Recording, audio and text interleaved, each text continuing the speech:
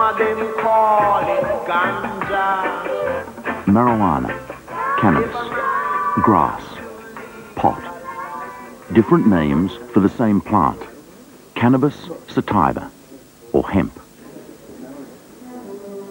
For 50 years, hemp has been categorized as an illicit drug, but it was once one of the world's largest agricultural crops. Last century, hemp fiber was a major source of paper, cloth, and rope. The seed provided food and oil for lighting. The flowering tops were an important source of medicine. In the early American colony, hemp was such an important crop, farmers were directed to grow the plant. It was legal tender and could be used to pay taxes. In England, Queen Victoria took cannabis extract to relieve her premenstrual tension. For centuries, the canvas sails and rigging of the world's ships were made from hemp. Van Gogh, like most artists, painted on hemp canvas. The original Levi jeans were made from hemp, even the US flag. The worldwide prohibition of cannabis began around the turn of this century in the United States, where hemp was already in decline as a farm crop. The age of steam had seen a fall in demand for hemp ropes and sails, and the tough fiber also resisted attempts at mechanized harvesting. But it was the growing hysteria about the use of the plant as a recreational drug that would ultimately seal its fate. This harmless-looking cigarette is cloaked in many innocent disguises. But light the match, inhale the smoke, and it becomes an invitation to your own murder. This killer and the man who sells it has no respect for anybody.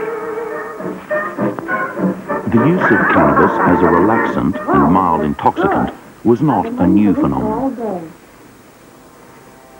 The practice has been traced back thousands of years to India, where hemp was revered as an aid to self-enlightenment. The custom spread through the Middle East and into Africa, from where the slave trade brought it to the Americas. By the turn of the century, Mexican immigrants were bringing the custom into the United States. They used the same plant American farmers grew by the ton, but smoking it was a foreign practice, which was regarded with suspicion and fear, fueled by ignorance.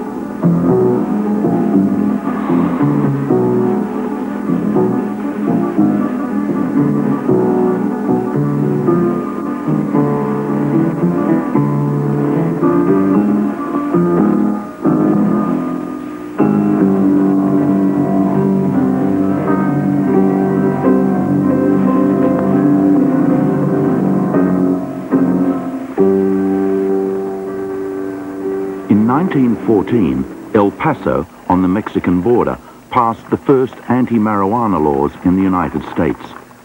They were as much an excuse to crack down on the large number of Mexican immigrants as they were an attack on the drug itself. This period also saw the start of the temperance era, when drugs of all kinds were increasingly vilified, with alcohol as public enemy number one. A huge law enforcement bureaucracy was created to wage the war, but with little success.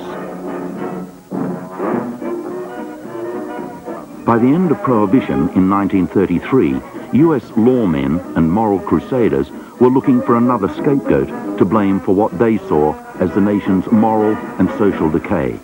They found a new target in marijuana smoking.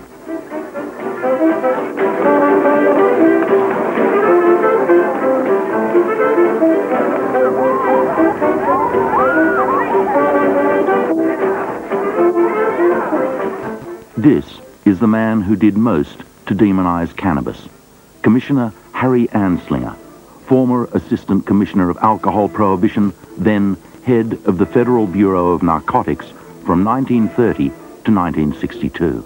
The attacks on marijuana displayed a strong element of racism. They were anti-black and anti-Hispanic.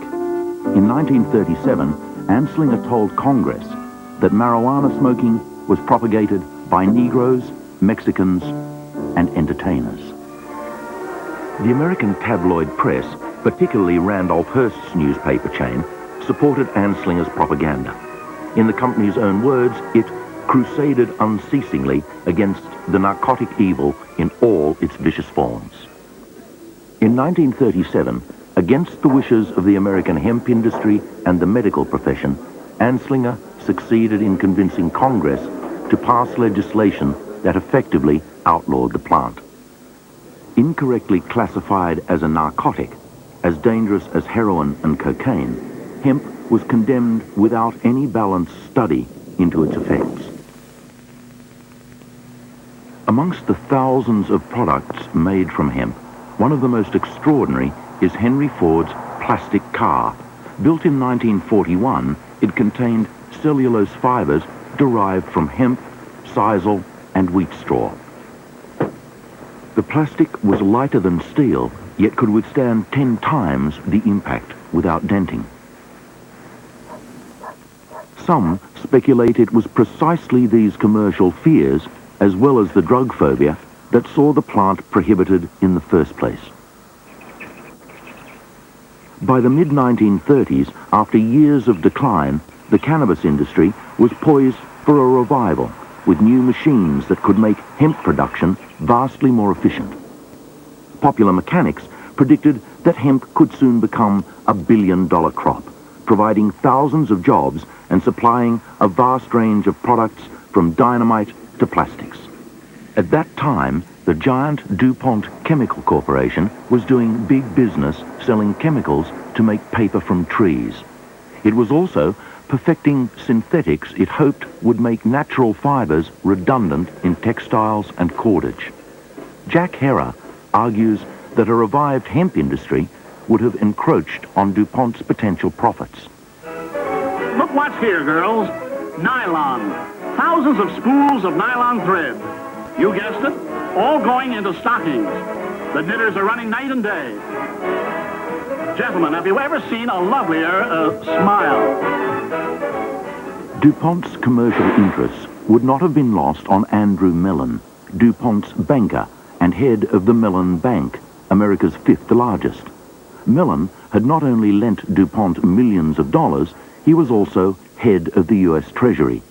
In that capacity, he had appointed Harry Anslinger as Federal Narcotics Commissioner, the man who campaigned hardest for national laws against hemp. As it happened, Mellon was more than Anslinger's boss. He was, in fact, family, because Anslinger had married his niece. This apparent convergence of interests cannot be proven, but it makes for interesting speculation.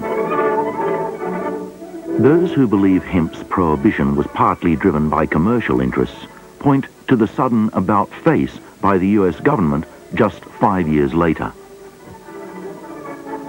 During the Second World War, with nylon manufacturing still in its infancy, America faced a desperate shortage of cordage. The government encouraged farmers to grow hemp, the same demon, marijuana, for the war effort. Hemp for mooring ships, hemp for tackle and gear, thread for shoes for millions of American soldiers, and parachute webbing for our paratroopers. Hemp for victory.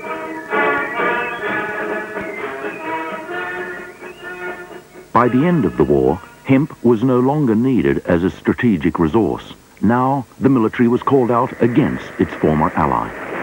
Marijuana is a weed and spreads like crabgrass once it goes to sea. But 3 Marines armed with flamethrowers live up to the Corps' boast. They have the situation well in hand. Actions like these marked the beginning of the modern war on marijuana, a war Harry Anslinger took to the United Nations. As America's representative on the UN Drugs Committee, Anslinger initiated a series of conventions to prohibit the plant worldwide. The prohibition of marijuana has made it more valuable per ounce than gold. It supports vast criminal empires and has made cannabis a multi-billion-dollar crop in the world economy, for all the wrong reasons.